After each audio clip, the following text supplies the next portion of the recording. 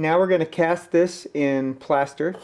This is Hydrocal white plaster. The best thing to do before you pour plaster into it is to seal it. When you seal it with crystal clear enamel spray here, what it does is it helps it so that when you pull the mold apart, the pieces actually come out easier than if you leave it in without it.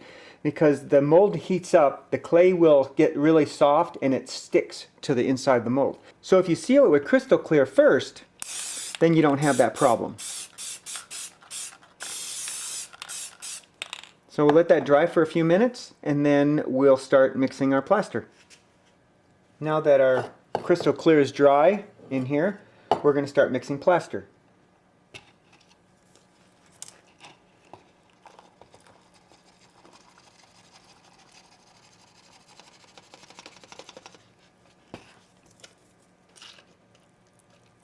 Like I say, you want to get this consistency to about a thick pancake batter.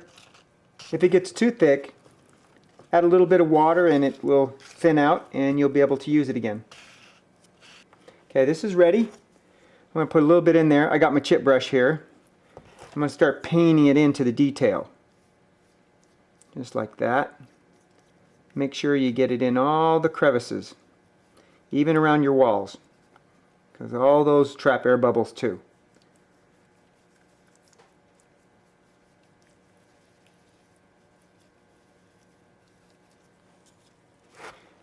I could have put a mold release on it if I wanted to. I just didn't this time.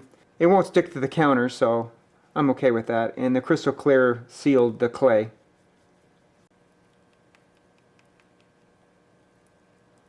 It's about an inch thick, the plaster, which is a good thickness. Now I'm going to clean this brush out because I can reuse this brush. One important thing about plaster, never rinse your plaster in your sink. Always rinse it in a cup and then pour this in your garbage. If you put this in your sink, the plaster that's in here will settle in your drain and it will plug your drain up eventually. So always rinse your brushes and your bowls and everything. If you use bowls, I just use disposable cups.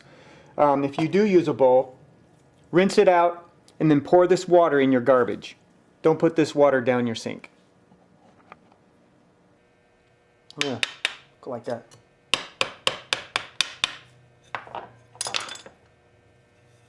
Oh, it looks really nice. Very good.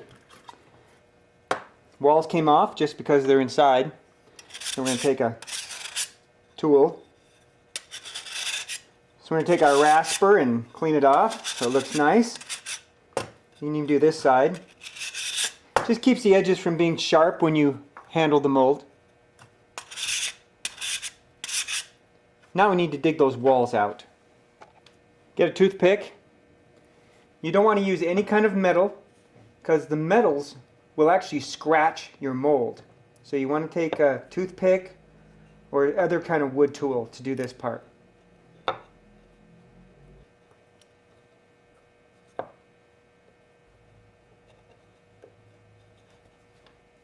Clean all the clay out of your pieces too. You have to be gentle. If you're not gentle, you'll scratch it. So if you use a metal tool on this, you're going to scratch up all your detail that you put in, or even break off this little lip here. And you don't want to do that either, because when you break this off, see where this scar is here, this big gash here, if you, like I already think I broke a little piece off, but if you break this off, it makes it really shallow. It makes it really flat. You just take all your depth out. So you don't want to do that. You want to be very gentle with your molds when you clean them out. You can use naphtha or alcohol if you want to clean it out. Okay, now we're going to take some naphtha. We're going to clean out this mold a little bit. Just because there's clay still stuffed in it. So you want to clean it all out as best you can. Now we can start making some bullet holes and gashes and scars. Our mold is all ready to go.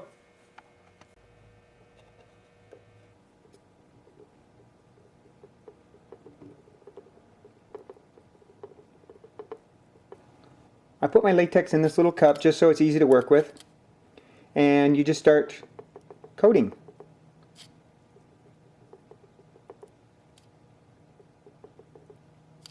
if I do a thick enough layer, then I'll only have to do one coat. Sometimes when you do thick layers, you end up with bubbles and they leave air pockets, so you be very careful. And as you can see, I'm staying away from the edge right now. I'm just making sure I get a lot in the center. Just like that. Then you can either take the other end of the Q-tip and brush it gently to the edge.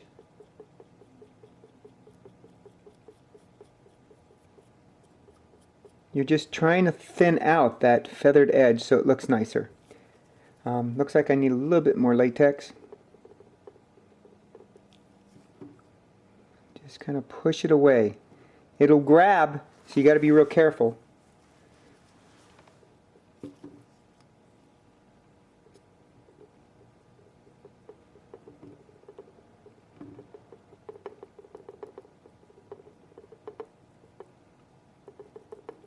I'm kind of stippling it.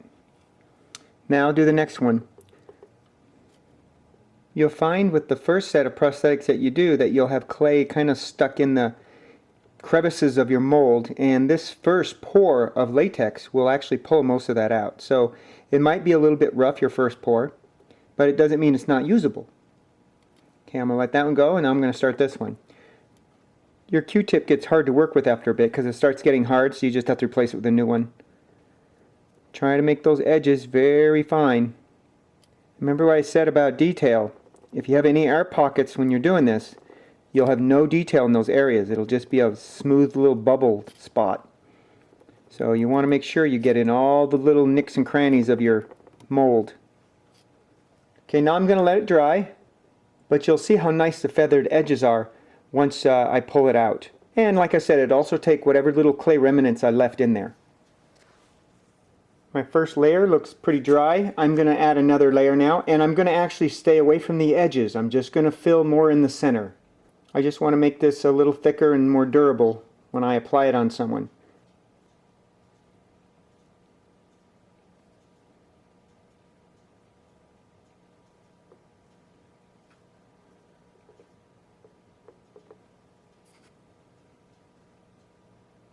If you do get some on the edge, like this one's kind of close, then I'll take the other side and I'll brush it away a little bit just so it stays away from there. And now I'll let this dry again. Okay, now I have these pins here. We're going to use one pin, and you're going to take this pin and you're going to lift the edges up really delicately and try and peel it up just a little bit, and then you can carefully peel it off. But that's what we're going to do right now. If you go at an angle, you can start peeling it up and you won't have to worry about scratching your mold. And you're only doing the feathered edges right now. And also, we want to put enough baby powder on here because we have to put it underneath as we go. So as we peel it up, we powder it like that and slowly peel it up. And then you can actually grab your tweezer now and get it, keep putting powder behind it as you go.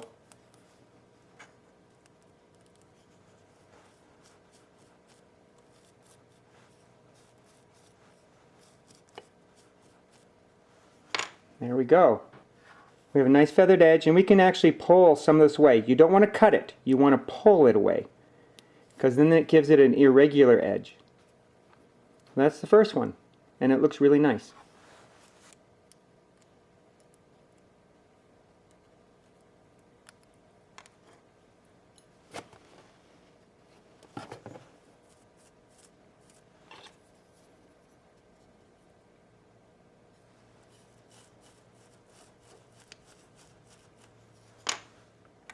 There's your bullet hole.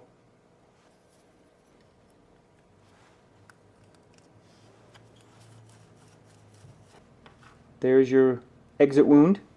See right here where it folded over? I didn't get baby powder on that, so it stuck to itself. I'll have to try and pry that out gently. Just be generous with the baby powder. That will keep it from sticking. And there is your cut. Nice deep cut, good feathered edges. Like I say, we'll just slowly tear some of these little edges away, and that will keep it from being too far out into the face or wherever you put it. Our latex wounds are ready to apply.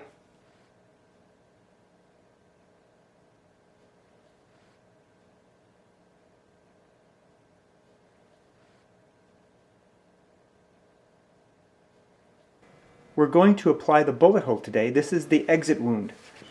So we're going to take this thing and we're going to glue it onto someone's forehead. First of all, you take the hair and you clip it up.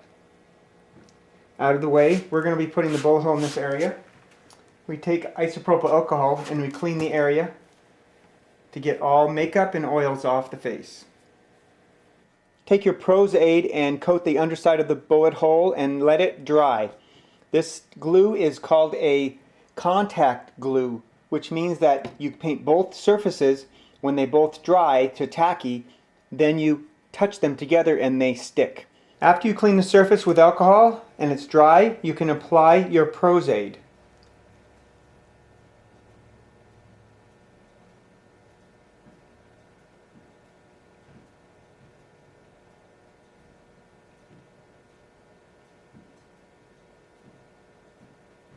Try to keep it away from the hairline if you can. And now let that dry. Now you take your bullet hole and you apply it. What you want to do is you want to press down the middle, and then you want to work to the outside of it.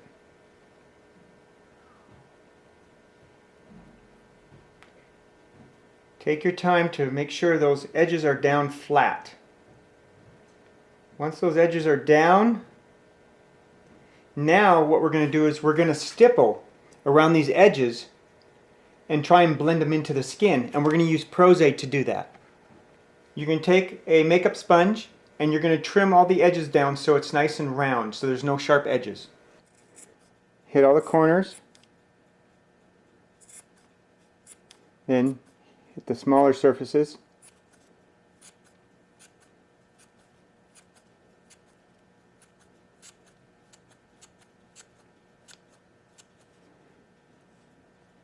Sponge is ready, and I got some Prosthetic, just a little bit, and you're just going to stipple the edges just around it. If your edges are thick, you can add a little Cabosil to the Prosthetic to make it a little bit thicker and easier to blend the edges. And what I'll do is I'll do at least 2 or 3 layers of Prosthetic just to make sure that I got enough buildup around those edges.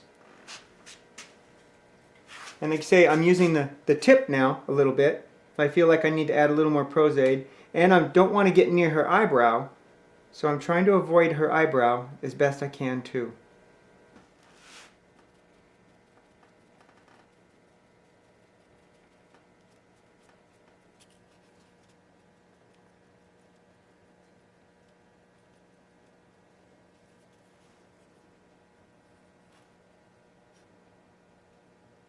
You always want to test the color on yourself first, and what also this does is it smooths it out so you don't have any clumpy spots on the sponge.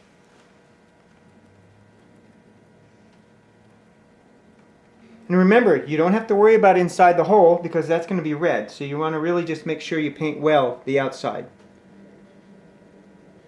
Now the makeup looks flat because it's all one color. Now we got to add some tone to it. We got to add some reds, which makes it come alive now. Now that we've added that color, we want to set it with a little bit of powder.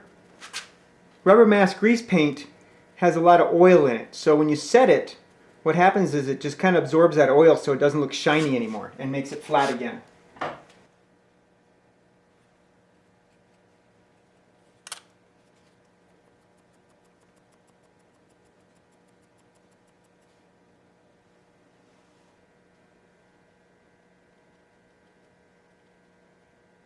I'm adding some color to the edges. I've noticed that there was no makeup on the edges. Now I'm taking a little bit of blue, And what I'm going to do is make it look like it's been disturbed, just adding like a vascularness to it. And if you notice, I'm mixing all the colors together in here. Usually I take the flesh tone and I mix it with the blue, because then it just blends in more natural. And then I'm putting a little bit of blue around the edges.